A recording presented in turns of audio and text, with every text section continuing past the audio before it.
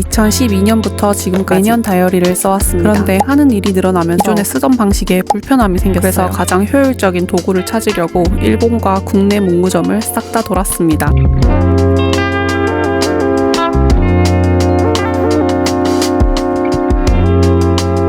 이렇게 찾은 저의 2026년 다이어리 셋업과 이걸 어떤 방식으로 사용하고 있는지, 그리고 일본과 국내 문구점 후기를 빠르게 공유하겠습니다. 첫 번째는 시부야 도쿄엔즈입니다. 현지 브랜드를 보고 싶으시면 여기가 비교적 사람이 적어서 구경하기 편해요. 현지 다이어리 브랜드는 로프트랑 겹치는 것도 있었는데요. 차이점은 도쿄엔즈 자체 제작 다이어리가 눈에 띄었습니다. 가격이 13,000원대라 비교적 저렴해서 하나 구매해왔습니다. 커버는 별도 구매인데요. 저는 굳이 필요하지 않아서 안 샀습니다. 그리고 여기서 미도리 북밴드 펜 케이스도 샀습니다. 원래 펜을 따로 들고 다녔는데 책이랑 펜을 한 번에 정리할 수 있어서 만족도가 아주 높은 액세서리예요. 제가 산 것 외에도 다양한 디자인의 액세서리랑 메모지가 많더라고요. 정리하자면 조용히 구경하면서 실용적인 현지 제품을 고르고 싶다면 도쿄엔즈가 좋습니다. 두 번째는 시부야 하이타이드입니다. 여기는 자체 브랜드인 펜코부터 자체 제작 다이어리, 문구 액세서리가 다양했는데요. 뿐만 아니라 가방, 데스크테리어 제품까지 있어서 편집샵 구경하는 느낌으로 보기 좋았습니다. 여기 다이어리는 컬러감이 예쁘고 내지 구성도 정말 다양했는데요. 시중에 나와 있는 다이어리 양식은 거의 다 만들어 놓은 느낌이었습니다.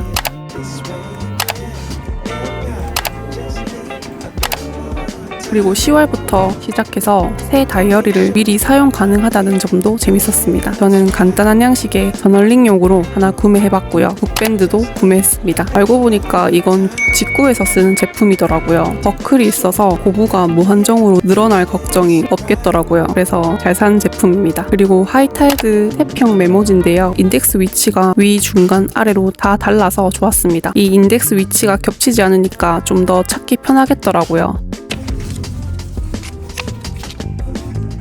정리하면 다이어리의 구성을 비교하고 싶거나 직구에서 쓰는 북밴드 같은 액세서리를 구매할 때는 하이타이드가 정말 좋은 장소입니다. 세 번째는 시부야 로프트입니다. 여기는 다이어리나 문구류에 집중됐다기보다는 라이프스타일, 뷰티 제품 구매하기에 더 좋은 느낌이었습니다. 도쿄엔즈랑 겹치는 제품이 많아서 이번에는 여기서 구매한 건 없었습니다. 대신 구경할 건 정말 많았어요. 네 번째는 시부야 스미스입니다. 여기는 일본 현지인 분들이 가장 많았던 곳입니다. 넬포닉스사의 롤반 제품이 메인 매대에 있었고 다른 곳보다 종류가 정말 많았습니다. 찾아보니까 롤반 브랜드는 새 표지 디자인이 주기적으로 다르게 나와서 매니아층이 정말 많다고 하더라고요. 이번에는 구매하지 않았지만 다음에 또 간다면 전 롤반 노트 하나 써보고 싶다는 생각이 들었습니다. 다섯 번째는 시부야 무인양품입니다. 여기는 한국과 구성이 거의 같았는데요. 일부 다른 것도 있었습니다. 예를 들면 그리드 페이지에 날짜 기록을 할 수 있는 제품이 있었는데요. 크게 획기적인 제품은 아니라서 완전히 새로운 제품을 찾기보다는 조금 더 저렴하게 구매한다는 느낌으로 보시면 됩니다. 무인양품 문구를 저는 이번에 처음 써봤는데 미도리보다 가격도 저렴하고 종이색도 눈이 덜 아파서 앞으로 주기적으로 구매할 생각입니다. 여섯 번째는 긴자 로프트입니다. 로프트는 시부야점과 긴자점 둘 다 가봤는데요. 다이어리 섹션이 시부야보다 더 큐레이팅이 잘 되어 있었습니다. 여기서 본 다이어리에는 새로운 구성이 있었는데 바로 회곡칸입니다. 매달 이룬 것 정리하게 되어 있어요.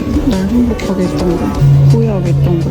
하루 안에서도 양쪽에 다른 걸 기록할 수 있어요. 잘했다. 이게 제일 마음에 이게 되게 전 인상 깊었는데요. 그리고 샘플 페이지도 잘 꾸며져 있어서 이 다이어리는 이렇게 쓰면 되겠다 이런 그림이 바로 그려지더라고요. 활용도를 참고하면서 보기에도 좋았습니다. 일곱 번째는 트래블러스 노트입니다. 저는 본점에 방문했고 줄을 서서 들어갔습니다. 근데 품절된 디자인이 너무 많더라고요. 근데 놀랐던 게 성수 포인트 오브 뷰에 갔더니 거기에 종류가 더 많았습니다. 아이러니하죠. 이어서 국내 문구점 리스트도 말씀드리겠습니다. 먼저 포어뷰입니다. 여기서는 앞에서 말씀드렸듯이 트래블러스 노트랑 미도리, 펜코 제품을 실제로 볼 수 있었습니다. 전 제품까진 아니어도 인기 있는 제품은 다 볼 수 있어서 좋았습니다. 다음은 땡스북스입니다. 땡스북스는 원래 서점이고 문구는 아주 소량 있었는데요. 저는 한 켠에 있던 썸무드 디자인 100 플래너를 구매했습니다. 100가지 리스트를 적을 수 있는 다이어리인데요. 저는 그동안 제 관심사를 다이어리 앞뒤에 포스트잇으로 덕지덕지 적어뒀었는데 이제는 이렇게 깔끔하게 적어둘 수 있다는 게 너무 좋았습니다. 이런 제품이 있는 걸 처음 알았어요.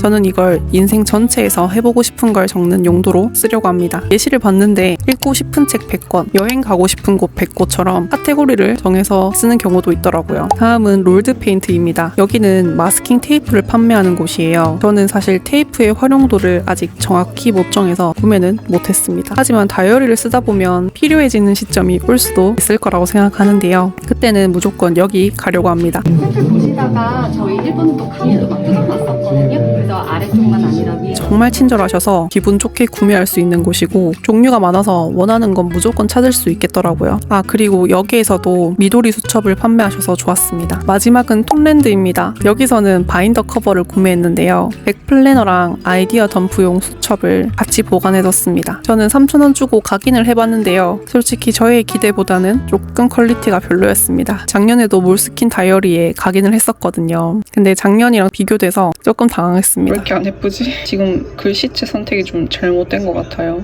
대문자로 해서 그런가? 완벽하게 마음에 들진 않지만 그냥 써야죠. 제가 한 건 명조체입니다. 각인하실 분들은 참고하시면 좋겠어요. 여러분, 그래서 2026년 다이어리 셋업을 소개해드리자면요. 먼저 유튜브 스케줄 관리용입니다. 한 달 단위로 볼 수 있어서 업로드 계획을 잡기 좋고 업로드 과정에서 어디에 얼마나 시간을 쓰는지도 한눈에 보이더라고요. 특히 좋은 점은 막히는 구간을 시각화할 수 있다는 점입니다. 다음은 매일 시간 관리용인데요. 도쿄엔즈 자체 제작 다이어리입니다. 이런 다이어리를 쓰면 가장 좋은 점은 어디에 시간을 많이 쓰는지 시각화할 수 있다는 건데요. 예를 들어서 제 목표가 영어를 잘하는 건데 하루 중에 영어 공부가 하나도 없으면 바로 알아차릴 수 있겠죠. 모눈 칸에는 습관 트래커도 간단하게 활용해 주려고 합니다. 다음은 아이디어 덤프용입니다. 이건 무인양품이랑 미도리 무지 노트를 써요. 머릿속에 있는 걸 아무렇게나 적습니다. 예를 들어서 일본 여행 유튜브 기획할 때를 보여드리자면 영상 주제를 적고 어떤 이야기를 할 수 있을지 막 적어 내려갑니다. 이 두 가지 노트는 필기감이 좋아서